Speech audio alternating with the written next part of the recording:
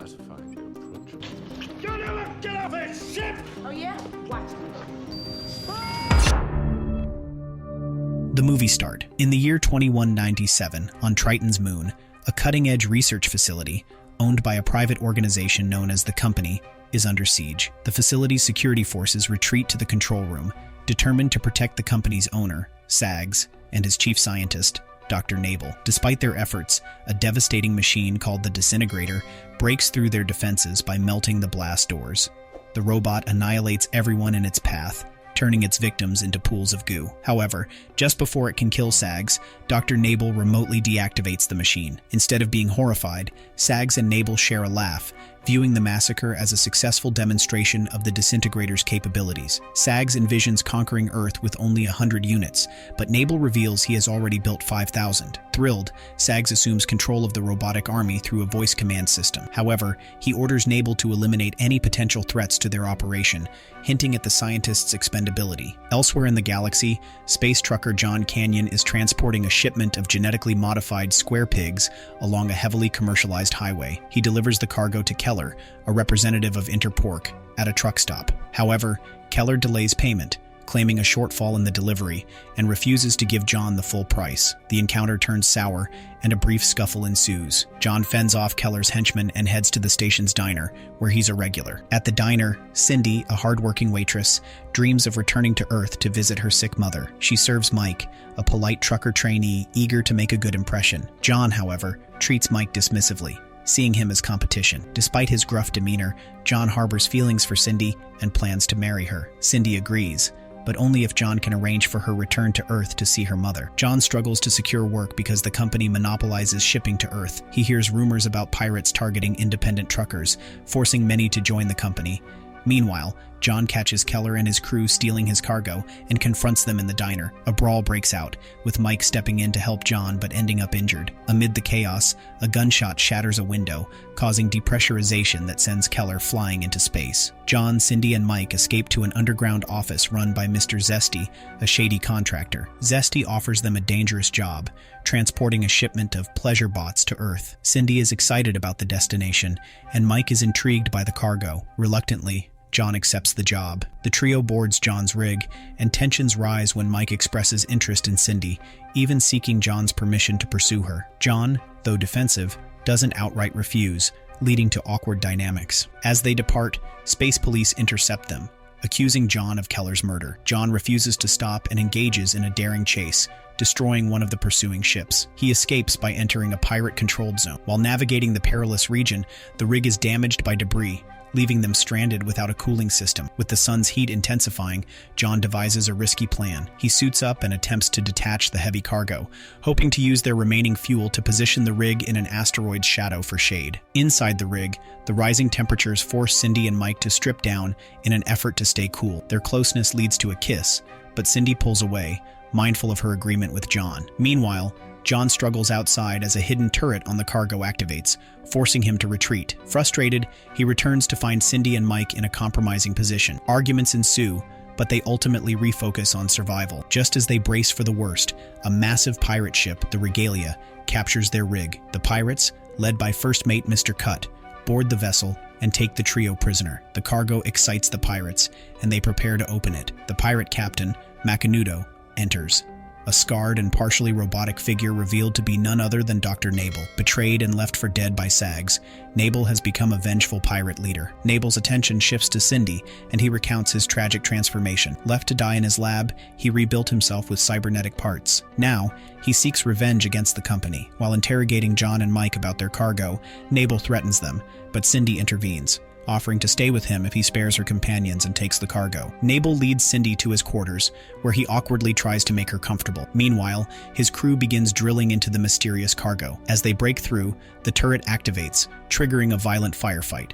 Chaos erupts as the pirates engage the deadly defenses, while John and Mike scramble to avoid the crossfire. The pirates eventually destroy the active turret with a rocket, though the dying driller humorously notes a burning smell, just the hole in his chest. Meanwhile, in the captain's quarters, Cindy cleverly detaches several vital tubes from Nabel's cybernetic body, leaving him flailing helplessly in his own fluids. Using his disguise, she manages to fool the pirate crew briefly. However, before she can release John and Mike, Nabel reassembles himself and retaliates. Furious at her defiance, he announces his plan to execute the two men before allowing his 300-man crew to take turns tormenting Cindy. Thinking quickly, John challenges Nabel's priorities, pointing out that the suspicious cargo might pose a greater danger. Redirected by his own robotic brain, Nabel turns his attention to the shipping container. His crew cuts into the cargo, only to discover an arsenal of disintegrator droids. Delighted to see his creations, Nabel proclaims they could overthrow the company with such firepower. However,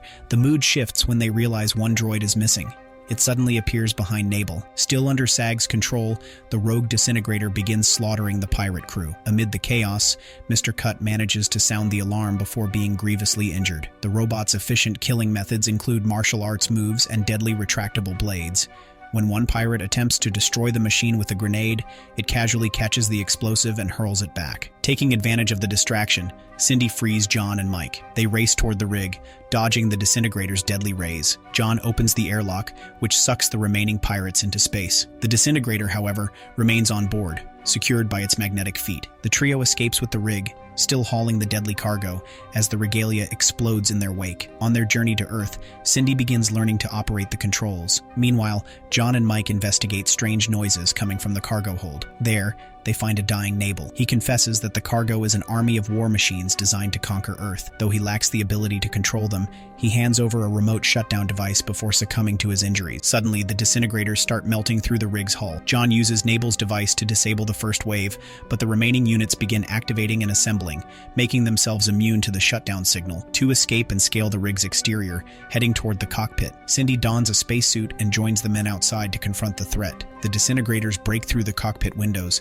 with one slapping the control switch from John's hands. Unable to use firearms without risking the rig, the group resorts to creative methods to fight back. Mike destroys one robot by freezing its components with a fire extinguisher. John eliminates the second by microwaving its head and knocking it into space. As they approach Earth's orbit, John has a heartfelt moment with Cindy, releasing her from their marriage agreement. He encourages her and Mike to be together. However, their descent to Earth is fraught with danger. Fearing the rig will burn up on re-entry, John instructs them to take the escape pod while he stays behind to detach the cargo. Outside the rig, John plants explosives on the cargo couplings, but is interrupted by more activated disintegrators. Using a tether, he drifts away and detonates the explosives, destroying several machines. However, the cargo remains attached, and more droids begin pouring out. Mike returns in the shuttle, using its thrusters to save John before descending to Earth with Cindy. They land safely and wait anxiously for John's arrival. Back on the rig, John faces the next wave of disintegrators. Using quick thinking, he spins the rig, flinging the machines into space. He pilots the truck backward into Earth's atmosphere, ensuring the cargo burns up first. However, one final disintegrator boards the rig. From the ground, Cindy and Mike watch as the rig explodes in the sky, assuming John has perished. To their relief, John parachutes safely to the surface, greeted by friends. Later, the trio takes Cindy to a hospital, where she reunites with her mother, Carol. Thanks to cryo-freezing technology, Carol appears almost the same age as Cindy, having been preserved for 2 decades until a cure was found for her illness. Their reunion is interrupted by the arrival of Earth's new president, Sags, who assumed office after the previous leader resigned and privatized the government. Recognizing Sags from Nabel's story, the group plans to expose him, but is instead offered a deal. Sags promises a new rig, pays off Carol's medical bills, and hands them a suitcase full of cash to ensure their silence about the disintegrator army. John tactfully accepts, knowing that refusal could be fatal. As Sags departs in his limousine, Mike defies the plan. Now fully disillusioned with the company, he throws the suitcase out a window. Sags unknowingly activates a bomb hidden in the cache,